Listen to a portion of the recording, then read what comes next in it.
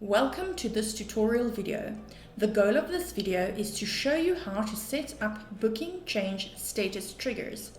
This will automatically change the status of a patient booking after a specific action was completed. To access the diary settings, start from the diary screen and click on the settings button in the top right corner. In the settings screen, click on the diary settings tab to open the diary settings. Diary settings are set per diary to customize the program to the specific needs of the user. Please ensure that you are on the correct diary before making changes. Navigate down and click on the booking status change triggers.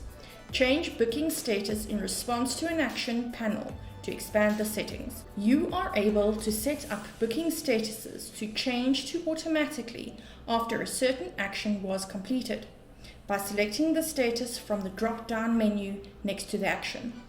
For example, after an invoice was posted successfully, invoiced post, you can set the trigger to change the status of the booking to treated or done.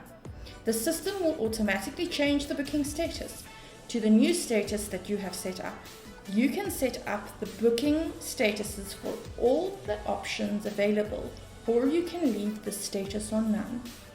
If left on none, nothing will happen to the status of the booking and it will remain unchanged. If you are unsure what each trigger action does, please refer to the user manual on our Learning Center for an extensive explanation thereof.